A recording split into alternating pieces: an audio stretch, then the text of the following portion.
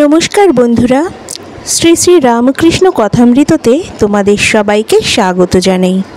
আজকে আমি পড়ব সাধনের প্রয়োজন, ঈশ্বরে একমাত্র ভক্তি সার।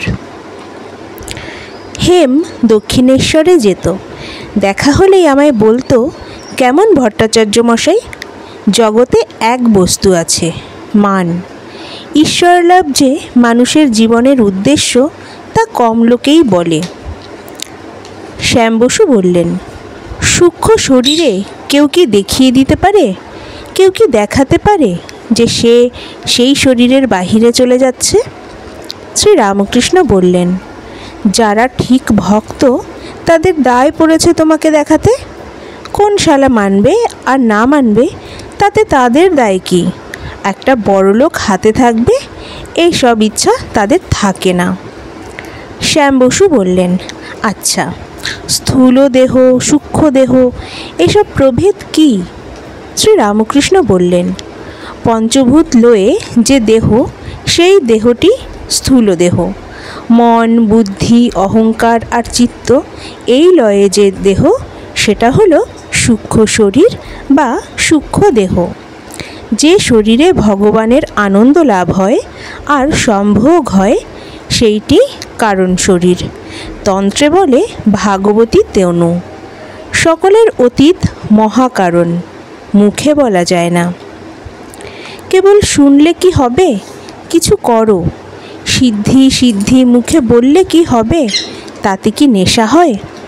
সিদ্ধি বেটে গায়ে মাখলেও নেশা হয় না, কিছু খেতে হয়।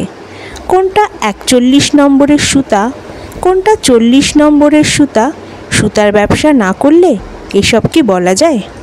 যাদের সুতার ব্যবসা আছে তাদের পক্ষে অমুক নম্বরের সুতা দেওয়া কিছু শক্ত নয়। তাই বলি, কিছু সাধন করো, তখন স্থূল, সূক্ষ্ম, কারণ, মহাকারণ কাকে বলে সবই বুঝতে পারবে। যখন ঈশ্বরের কাছে প্রার্থনা করবে, তার পাদপদ্মে একমাত্র ভক্তি প্রার্থনা করবে। অহল্যার শাপমোচনের পর শ্রী রামচন্দ্র তাকে বলেন, তুমি আমার কাছে বর লও। অহল্যা বললেন, রাম, যদি বর দিবে তবে এই বর দাও। আমার যদি শূকরজনিত জন্ম হয় তাতেও ক্ষতি নাই, কিন্তু হে রাম, যেন আমি তোমার পাদপদ্মে মন রাখতে পারি। আমি মার কাছ থেকে একমাত্র ভক্তি চেয়েছিলাম। মার পাদপদ্মে ফুল দিয়ে হাত জোর করে বলেছিলাম, মা, এই লও তোমার অজ্ঞান, এই লও তোমার জ্ঞান, আমায় শুদ্ধা ভক্তি দাও। এই লও তোমার সূচি, এই লও তোমার অসুচি, আমায় শুদ্ধা ভক্তি দাও। এই লও তোমার পাপ, এই লও তোমার পুণ্য, আমায় শুদ্ধা ভক্তি দাও। এই লও তোমার ধর্ম, এই লও তোমার অধর্ম, আমায় শুদ্ধা ভক্তি দাও।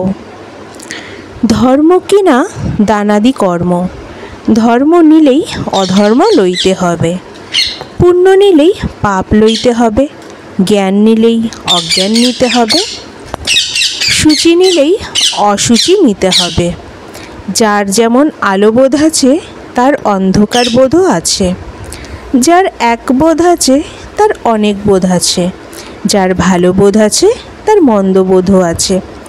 যদি কারো শূকরের মাংস খেয়ে ঈশ্বরের পাদপদ্মে ভক্তি থাকে, সে পুরুষ ধন্য। আর হবিষ্য খেয়েও যদি কারো সংসারে আসক্তি থাকে, মাঝখানে ডাক্তার বললেন, তবে সে অধম। এখানে একটি কথা বলি, বুদ্ধদেব শূকরের মাংস খেয়েছিল। শূকর মাংস খাওয়া আর কলিক হওয়া মানে শূলবেদনা হওয়া, এই ব্যারামের জন্য বুদ্ধ আফিং খেত। নির্বাণ টির্বাণ কি জানো? আফিং খেয়ে বুধ হয়ে থাকতো, বাহ্যজ্ঞান থাকতো না, তাই নির্বাণ। বুদ্ধদেবের নির্বাণ সম্পর্কে এই ব্যাখ্যা শুনিয়া সকলে হাসিতে লাগিলেন, আবার কথাবার্তা চলিতে লাগিল। জয় ঠাকুর শ্রী রামকৃষ্ণ।